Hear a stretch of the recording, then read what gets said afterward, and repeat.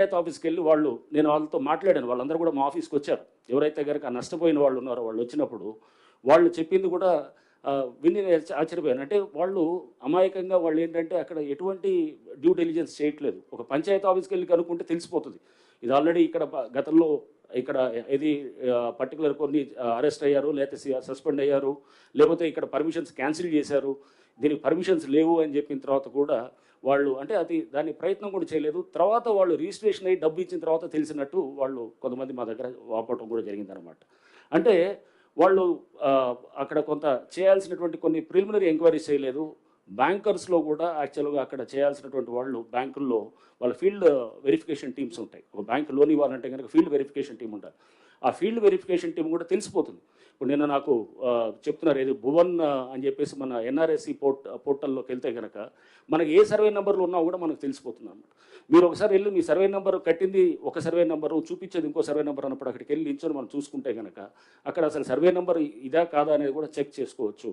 లేకపోతే మినిమం అక్కడ ఒక ఆఫీసులు 2-3 ఆఫీసులు, ఎందుకంటే అక్కడ వ్యవస్థ అక్కడ యాక్ట్ చేస్తూ వాళ్ళని సస్పెండ్ చేసి వాళ్ళ మీద యాక్షన్ చేసి పర్మిషన్స్ క్యాన్సిల్ చేసిన తర్వాత కూడా అయినా కానీ కూడా అక్కడ వాళ్ళు పర్మిషన్స్ క్యాన్సిల్ చేసిన తర్వాత పంచాయతీలు పర్మిషన్స్, ఉదాహరణకి ఇది అమీన్పూర్ చెప్పాను కదా, ఇది విల్లాస్ మేము ఏదైతే డిమాలిష్ చేసాము, పర్మిషన్స్ క్యాన్సిల్ చేసిన తర్వాత కూడా అతను ఆగకుండా పర్మిషన్స్ క్యాన్సిల్ చేసినా కానీ కూడా ఇంకా కన్స్ట్రక్షన్ చేస్తూ పోయారు.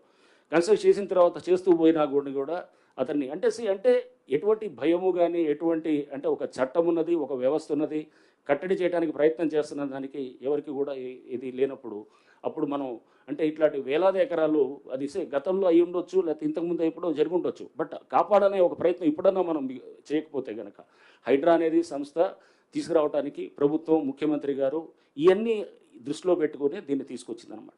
సో అందుకోసం హైడ్రా బాధితులు అని వీళ్ళని అంటే కనుక హైడ్రా బాధితులు కాదు. మనం ఒకవేళ కనుక ఇవన్నీ చేయకపోతే కనుక సైలెంట్గా ఉన్న సిటీలో ఉన్న 1 కోటి మంది పైన వాళ్ళు రేపు మనం ఇదంతా వర్షం పడితే కనుక మొత్తం మనం అంతా మునిగిపోయేది వీళ్ళు బాధితులు అవుతారు. సో వర్షాలు పడితే కనుక మునిగిపోయేది వీళ్ళు, లేకపోతే ట్రాఫిక్ రద్దీ అయితే కనుక సైలెంట్గా భరించుకుంటూ వాళ్ళు గంటలు ట్రాఫిక్లో ఉండి ఇది ఇంతేలే అనుకొని మనం అనుకుంటూ పోయేటటువంటి వీళ్ళు బాధితులు అనమాట. సో మనం కొంతమందిని వాళ్ళు ఎందుకంటే దీంట్లో తప్పకుండా వాళ్ళు చేయాల్సిన డ్యూ డెలిజెన్స్ చేయలేదు కాబట్టి మేము వాళ్ళని తప్పట్టట్లేదు. అక్కడ చేసినటువంటి ఆ బిల్డరు వాళ్ళ మీద కూడా క్రిమినల్ కేసులు పెట్టడం జరుగుతుంది. ఆల్రెడీ కొన్ని చోట్ల చేసాము, ఇంకా కొంత చేసే వాటిలో చేస్తున్నాం. అంటే ఇన్ఫర్మేషన్ అన్నీ కూడా తీసుకొని చేస్తూ దీంట్లో దయచేసి ఇది హైడ్రా దీని మీద వ్యతిరేకత దీన్ని కూడా చూపించేటప్పుడు అది ఓన్లీ కొంతమంది వాళ్ళ వెస్టర్న్ ఇంట్రెస్ట్లు సూట్ చేయడానికి కోసం చేస్తున్నది తప్పగానే అక్కడ బలవంతునితోటి మనం ఎదుర్కోవాలన్నప్పుడు వాళ్ళు న్యాచురల్గా రకరకాల పద్ధతులు చేస్తారు. మేము సున్నం చెరువులో ఎప్పుడైతే అక్కడ చేసాం, మీరు అందరూ చూసారు, అక్కడ ఒక వ్యక్తి వెంకటేష్ అనే వ్యక్తి కిరోసిన్ పోసుకొని మొత్తం చేయటం జరిగింది.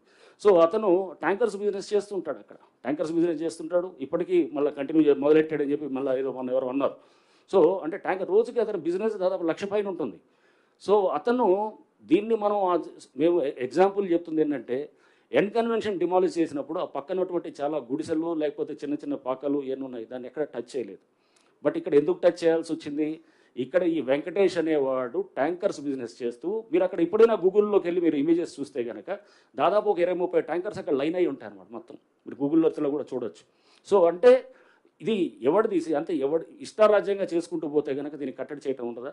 సో దీనికి అతన్ని చెక్ చేయడం కోసమే అక్కడ మనం వెంటనే అతని మెయిన్గా అతని బేస్ తోటి ప్లస్ వేరే అన్ఆథరైజ్ స్ట్రక్చర్స్ దాంట్లో అన్ఆథరైజ్డ్ ఉన్నాయి, వాళ్ళకి పర్మిషన్ ఇచ్చారు, ఆ పర్మిషన్స్ కూడా క్యాన్సిల్ అయినాయి. వాళ్ళు కోర్టుకు వెళ్ళారు కానీ కోర్టులో ఎటువంటి రిలీఫ్ రాలేదు. సో అవన్నీ కూడా మేము పొందుపరచడం జరిగింది. సో ఎక్కడ కూడా ఆథరైజ్గా పర్మిషన్ వ్యాలిడ్గా ఉండి చేశామనేటటువంటిది జిహెచ్ఎంసీ పర్మిషన్స్ని పట్టించుకోవట్లేదు, హెచ్ఎండిఏ పర్మిషన్ ఇదంతా కానే కాదు.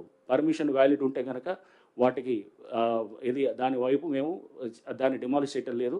ఏమన్నా అది ఎఫ్టీఎల్లోనూ ఎక్కడన్నా వస్తే కనుక ఎఫ్టీఎల్లో కూడా మీకు మళ్ళీ ఇంకోసారి మీ అందరికీ కూడా తెలియపరిచేది ఏంటంటే పబ్లిక్ హ్యాబిటేషన్స్ ఎవరైతే కనుక ప్రజలు ఆల్రెడీ ఉంటున్నారో వాటిని ఎక్కడ కూడా మనం టచ్ కూడా చేయట్లేదు. అది ఆల్రెడీ మీకు చెప్పడం జరిగింది. గౌరవ ముఖ్యమంత్రి గారు, ప్రభుత్వం కూడా ఇది చాలా ఇది పబ్లిక్ ఆల్రెడీ ఉన్న వాళ్ళందరినీ కూడా వాళ్ళని మన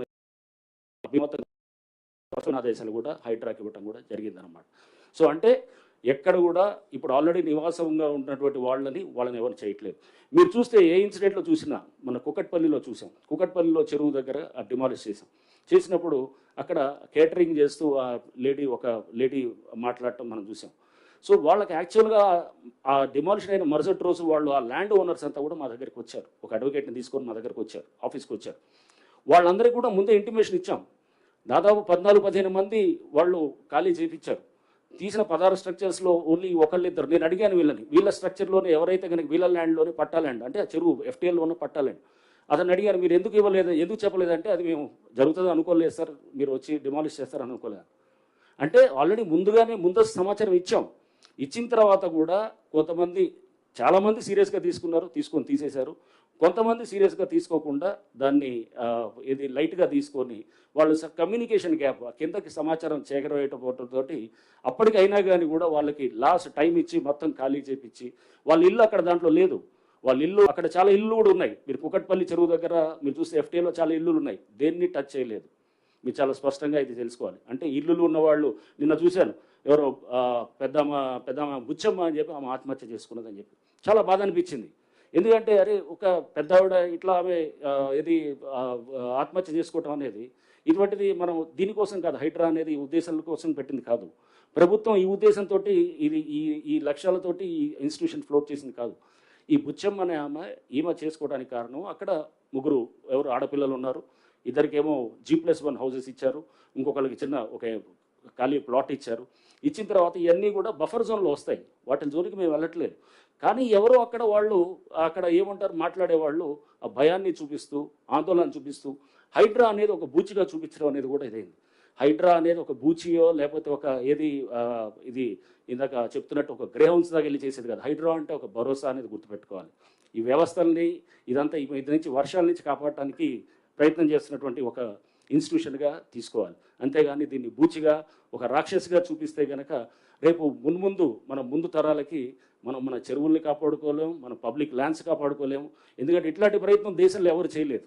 కేవలం ప్రభుత్వం చేసినప్పుడు ఈ ప్రభుత్వం యొక్క ఒక మంచి సంకల్పంతో ఇది చేసినప్పుడు ముఖ్యమంత్రి గారు చాలా స్పష్టంగా చెప్పారు, దీన్ని మనం చాలా జాగ్రత్తగా నోటీసులు ఇవ్వాల్సిన అవసరం లేదు. వాటర్ బాడీస్లో కనుక స్ట్రక్చర్స్ ఉంటే కనుక నోటీసులు ఇవ్వాల్సిన అవసరం లేదు.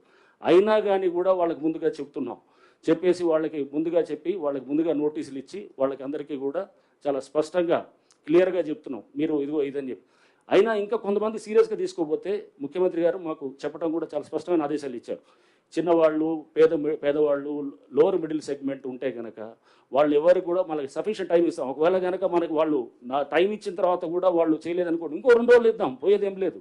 తప్పకుండా దాన్ని అంటే ఇప్పుడు మాడిఫైడ్ దీంట్లో కూడా వాళ్ళని ఆ చిన్నవాళ్ళు, పేదవాళ్ళు ఉంటే కనుక ఆ స్ట్రక్చర్స్ని ఎక్కడ కూడా మేము చేయము. అది వాళ్ళకి కావాల్సిన సఫిషియెంట్ టైం ఇస్తాం. సఫిషియెంట్ టైం ఇచ్చి వాళ్ళని వెకేట్ చేసుకునే దానికి కూడా వాళ్ళకి మేమంతా కూడా అక్కడ వాళ్ళకి ఆ పరిస్థితులు వచ్చేటటువంటిగా ఫెసిలిటేట్ చేస్తామని కూడా మేము చెప్తున్నాం. దయచేసి ఏంటంటే హైడ్రాని ఒక భయం కింద, ఒక బూచి కింద చూపించడం మానేయాలి. ఫస్ట్ దీనికి చాలా హైప్ ఇచ్చేసి రేపు హైడ్రా వస్తుంది, కూల్ చేస్తున్నారు, అది చేస్తున్నారు అనేది కాదు.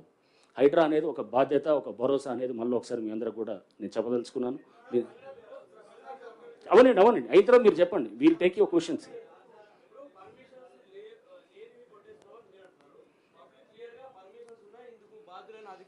నేను అదే కదా మీకు చెప్పేది. మీకు ఇదే నేను అంటుంది, ఆ పర్మిషన్స్ ఉన్నాయని వాళ్ళు అనుకుంటున్నారు. ఆ పర్మిషన్స్ క్యాన్సిల్ అయ్యి సంవత్సరాలు అయిపోయి అది ఆల్రెడీ కేసులు అవుతున్నాయి, సస్పెన్షన్లు అయినారు, కేసులు అయిపోయినాయి, రిజిస్ట్రేషన్ కూడా ఆపించారు. ఎవరిని తప్పట్టాలి? ఆ బిల్డర్ని తప్పట్టాలి. ఆ బిల్డర్ని పట్టుకొని అడగాల్సింది పోయి, లేకపోతే డ్యూ డెలిజెన్స్ చేయకుండా మీరు కొలగొడుతున్నారంటే కనుక అసలు పర్మిషన్ లేని స్ట్రక్చర్ అది. రెండోది నేను ఇప్పుడు చెప్పేది అదే. ఇప్పుడు మీ అందరికీ పర్మిషన్ ఒకటి, ఇప్పుడు సర్పంచ్ తోటి గండిపేటలో సర్పంచ్ ఇచ్చారు పర్మిషన్. సర్పంచ్ అసలు పర్మిషన్స్ ఇవ్వచ్చా? లేదు కదా. పంచాయత్ సెక్రటరీ ఇవ్వాలి. అది కూడా ఇప్పుడు యాంటీ డేట్ తోటి 2009 కన్నా ముందు డేట్స్ తోటి ఇచ్చుకొని, ఇది ఏ కాగితం అంటే ఆ కాగితం పర్మిషన్ అవుతుందా?